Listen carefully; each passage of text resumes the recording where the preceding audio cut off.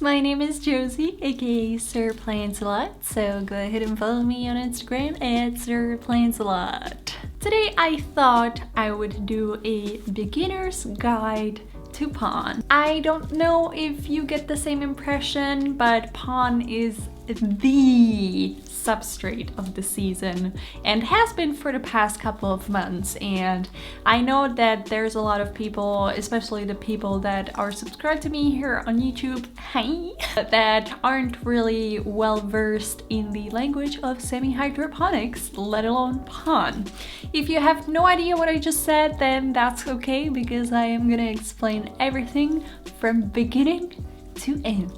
So I'm gonna start with the very basics. If you already know the very basics and you don't want to sit through the entire video, then I have chapters in the timeline below and also in the description box below, so feel free to click through those and navigate as you need. So let's start with what PON actually is, shall we? That's what it is. So as you can say, this says Lechuza Pon. Lechuza is the brand that came up with this substrate. PON is actually the general term for this substrate. I'm gonna show you what it looks like. It's just a mixture of teeny tiny pebbles. It comprises of pumice, zeolite, lava rock, and slow release fertilizer. If you're familiar with LECA, then I'm gonna tell you that PON is very similar to LECA. If you don't know what LECA is, hello, this is LECA. LECA stands for light expanded clay aggregates, I think. But basically this is what it looks like. It's kind of like the Forbidden Cocoa Puffs and just, you know, tiny little brown balls.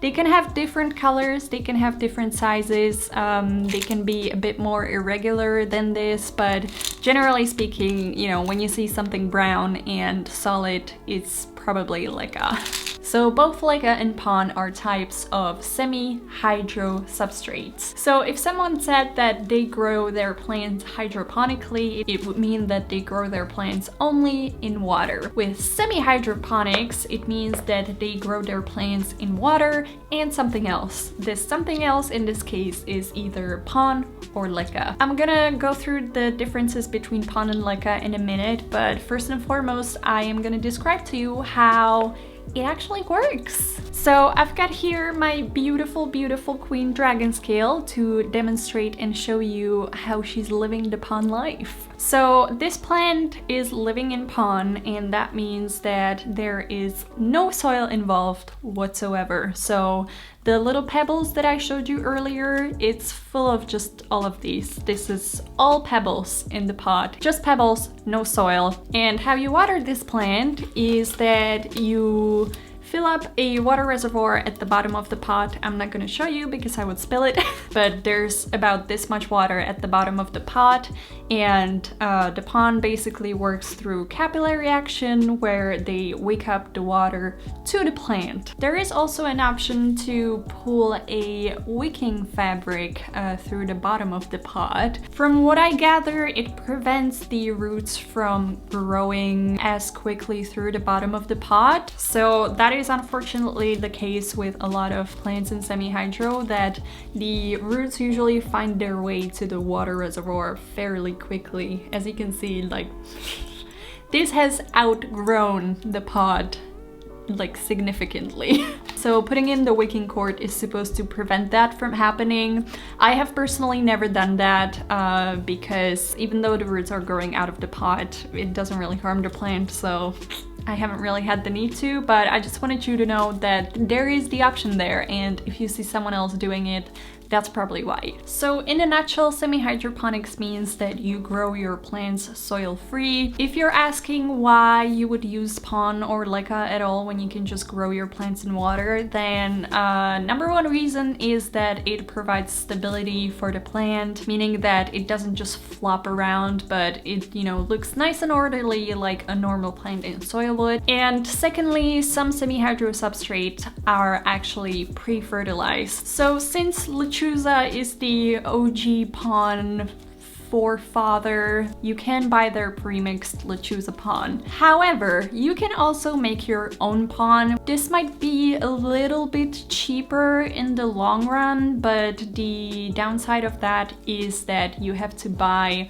all of the components separately, and they usually come in very large bags, so you would just end up with a giant amount of pon. And I personally wouldn't even know where to get pumice and lava rock. So I don't know how available the components are, but it's definitely possible to make your own. I'm not sure if it actually comes out cheaper, but the reason that you might want to do that is because, as I mentioned twice already, pon comes pre-fertilized, and if you like to fertilize all of your plants with liquid fertilizer, then it might be better to have a substrate that is not pre-fertilized so that you can just water all of your plants with the same solution. So for the next couple of minutes, I'm gonna talk about what both PON and LECA have in common, aka semi-hydroponics in general, and then later on I'm gonna move into the differences between them. So just like LECA, PON can also be reused if you boil it and sterilize it that way, which means that over time you don't have to keep buying more and more substrate like you would with soil, but you can just reuse what you already have. So from that perspective, I guess you could say that it's a bit more environmentally friendly, but you know, Another thing these two have in common is that it is very, very difficult to overwater your plants in semi-hydro. Now, normally if you have a plant in soil and you overwater it, there is bacteria in the soil that multiplies and attacks the roots, which means that the roots start to rot and your plant starts to die. Now with semi-hydro, first of all, you don't have the same bacteria that you would find in soil, and second of all, there is a lot more oxygen or air in general around the roots because, you know, there are air pockets in between the little pebbles. So for overwaterers, this is definitely a good choice. It is also pretty good if you're someone that tends to go on a holiday relatively frequently, because it means you can just fill up the reservoir with water, and if you come back 2 weeks later, it's likely that it's still gonna have some water to spare. So that's some of the similarities. So let's now move on to the differences between PON and LECA.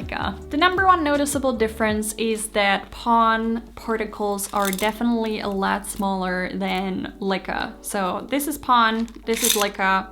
These little pebbles are definitely a lot smaller than the LECA pebbles. The second biggest difference between LECA and PON is that LECA is not fertilized, whereas PON is fertilized. That means that LECA supplies no nutrients whatsoever to your plants, whereas PON does via the fertilizer that I have mentioned like a million times by now. That means that with LECA, you either have to buy additional semi-hydroponics nutrients or some sort of fertilizer that you can use in a liquid form in semi-hydroponics. Whereas with PON, all you have to do is just water the plant regularly, and after 6 months you buy some of that fertilizer. You can get that either on the Lechuza website, or you can buy just regular slow release fertilizer that is unbranded, and you know, just sprinkle a little bit on top and kind of move on from that. Now, the Lechuza website says that PON is so revolutionary because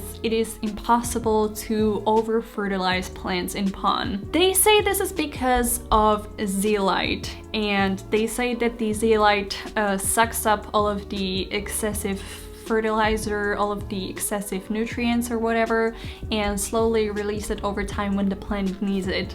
Again, I am not sure if there is any science to support this, and I would definitely not rely on this 100%, but I thought I would just put it out there because it is something that they are saying. So another difference between these two is actually not really a difference, but it is a common question that people ask about PON, and that is whether you need to use the Lechuza pots with PON. The answer is no, definitely not. Does this look like a Lechuza pot to you? No, it's way too pretty for that. So if you're familiar with the Lechuza pots, they are pots that basically have an inner pot in there with a little indicator that, you know, tells you how much water there is in the water reservoir. You can definitely use these pots if, you know, the indicator is something that you would find helpful.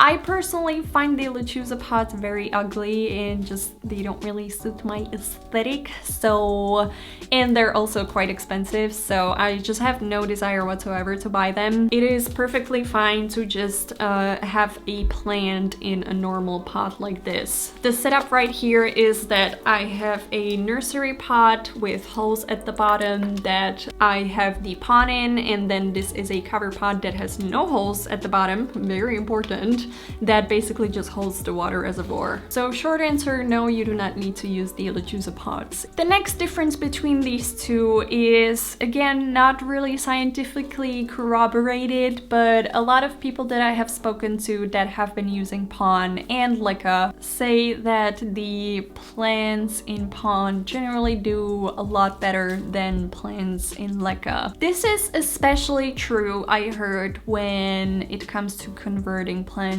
from soil into a semi-hydro substrate. I don't really know why this happens, why PON is better for converting plants than LECA. No idea, but you know, that's just something I heard. So if you're deciding between these two, then maybe it is something you might want to consider if you're not sure whether to go with LECA or PON. I personally don't and haven't really converted plants from soil into PON. All of my plants that I have in PON, I either received bare rooted, so it had no substrate whatsoever, or they were very, very young plants, meaning that the soil was really easy to wash off the roots. And I haven't had, even with the soil plants, I haven't had any trouble converting them into PON.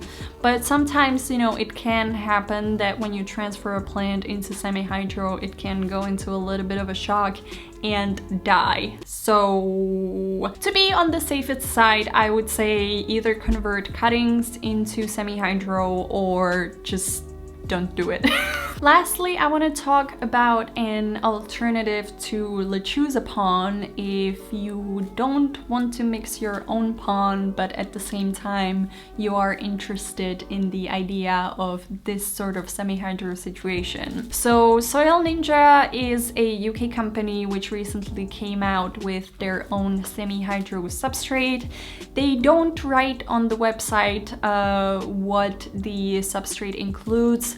I'm pretty sure there is zeolite because they mentioned that in the description, and I'm pretty sure there is LECA in there too. The reason I am mentioning the Soil Ninja substrate is because you can buy it either pre-fertilized or you can buy it not fertilized. So like I said, if you're a person that waters their plants with diluted fertilizer every single time, then the unfertilized substrate might be a little bit better for you.